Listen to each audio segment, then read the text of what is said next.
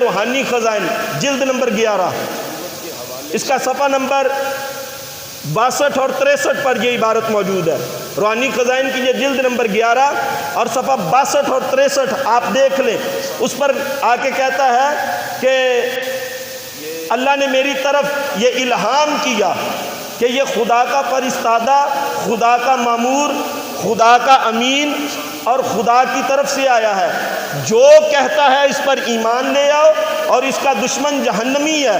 اب پوری ملت اسلامیہ کو جہنمی قرار دے رہا ہے اور خود دجل اور فریب کے ساتھ اپنے آپ کو نبوت کے اندر داخل کر رہا ہے۔ ایسے کذاب اور لعین کو زندہ رہنے کا حق ہے یا اس کے جتنے حمایتی ہیں ان کو کسی قسم کی کوئی جناب والا ترجیحی بنیادوں پر سہولتیں دینے کے اور سہولتیں لینے کے وہ حقدار ہیں مملکت اسلامیہ میں؟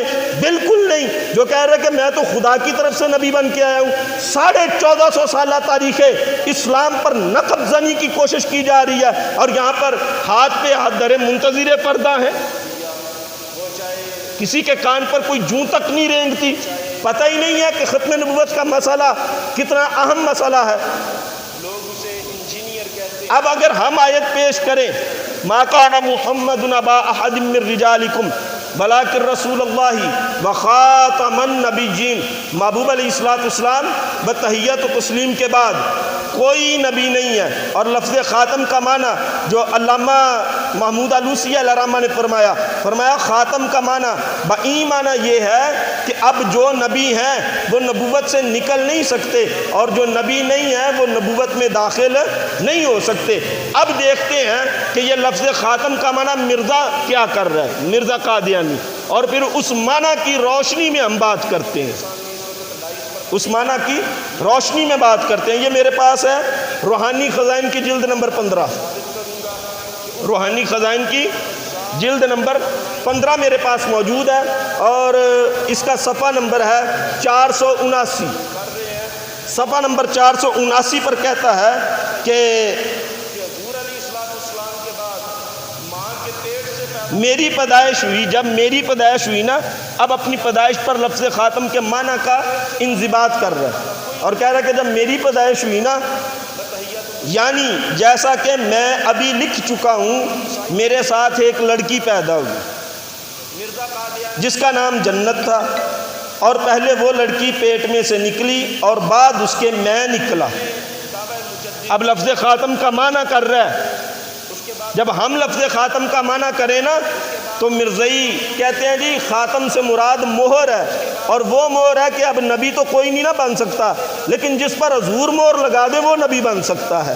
وہ خاتم کا معنی آخری نہیں لیتے، وہ خاتم کا معنی مہر لیتے ہیں۔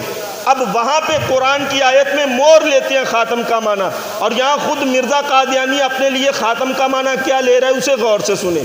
کہتا ہے کہ جب وہ لڑکی پیدا ہوئی، وہ پیٹ میں سے نکلی اور بعد اس کے میں نکلا، اور میرے بعد میرے والدین کے گھر میں اور کوئی لڑکی یا لڑکا نہیں ہوا، اور میں ان کے لیے خاتم الاولاد ہوا۔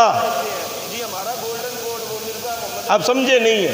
کہتا کہ جدو میں جمیا تو میرے جمن تو بات ہے، میرے ماں پیو دے گھر کوئی نہیں جمیا، تو اس واسطے میں اپنے ماں باپ کا خاتم الاولاد ہوا، آخری اولاد ہوا۔ میں نے کہا کانیا، اگر ہم خاتم کا معنی آخری کریں تو کہتے ہو یہ مور ہے اور اپنے لیے خاتم الاولاد ٹھہرا۔ اب جا کے ذرا قبر میں چیک کرنا، گسیٹی کو، چراغ بی بی کو گسیٹی کو چیک کرنا، تم تو مور کرتے ہو، اب بھی قبر میں پیدا کر رہی ہے مورے لگا لگا کے۔ اپنے لیے خاتم الاولاد کا معنی کہ آخری بچہ میں تھا، اور تو اپنے ماں پیو دا آخری ہو سکنا ہے تو زہرا دا بابا اللہ دا آخری رسول نہیں ہو سکتا۔ دجل اور فریب سے کام لیتے ہو اور قرآن مجید فرقان حمید کی آیات کی غلط تعویلات کرتے ہو۔ یہ میرے پاس موجود ہے، جو قرآن کے ایک لفظ میں غلط تعویل کرے وہ کافر ہوتا ہے۔ اب یہ دیکھیں آیات متشابہات سے اور قرآن مجید فرقان حمید کی آیات میں رد و بدل کر کے جناب والا اس پر گفتگو کرتے ہیں. ہمیں لوگ کہتے ہیں کہ پتہ نہیں انہوں نے پیچھے کیوں پہ گئے قادیانیوں دے پیچھے. بھائی بات یہ ہے ساری زندگی حضور کے نام کا کھاتے ہیں, ساری زندگی حضور کے نام کا کھاتے ہیں, بریانی کھاتے ہیں, مٹن کھاتے ہیں, پلاؤ کھاتے ہیں, جلسوں پہ جائیں تقریر کرتے ہیں, لوگ پیسے دیتے ہیں. اپنا کمال نہیں ہے, حضور کے نام کا کمال ہے, حضور کے نام کا کمال ہے. سانو تو گننے بھی نہیں پہنتے, لوگ کٹھے کر کے جیب چ پا چھاڑ دیں. تو یہ ہمارا ذاتی فضیلت ہے؟ نہیں, ذاتی فضل و مجد نہیں ہے, یہ حضور کے نام کا صدقہ ہے, حضور کے منبر کا صدقہ ہے, حضور کے مصلی کا صدقہ ہے. اور جب حضور کی ناموس کی بات آئے تو بندہ اگرچہ مگرچہ اور کرے اور چونکہ چناکے کرے تو بات ایسے نہیں ہوگی. کل محشر کے دن ہر کسی سے سوال ہونا ہے, تو محشر کے دن منبر رسول پہ بیٹھنے والے سے بھی سوال ہونا ہے. حضور سوال فرمائیں گے کہ میں نے تجھے اپنا منبر عطا فرمایا تھا, اپنا مصلی عطا فرمایا تھا, تجھے علم بھی حاصل تھا, اور پھر بھی تو میری ناموس پہ نہ بولا, اور لوگ قرآن مجید کی آیات میں تعویل کی کینچیوں سے رد و بدل کرتے رہے, اور تو بڑی محبت کے درس دیتا رہا.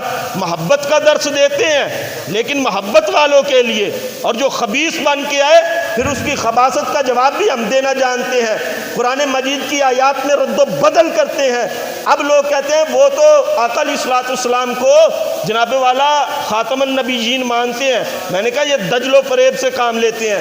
یہ کتاب ہے پاکٹ بک, یہ پاکٹ بک کتاب ہے, ہر قادیانی بچے کو پڑھائی جاتی ہے, ہر قادیانی بچے کو پڑھائی جاتی ہے یہ پاکٹ بک کتاب.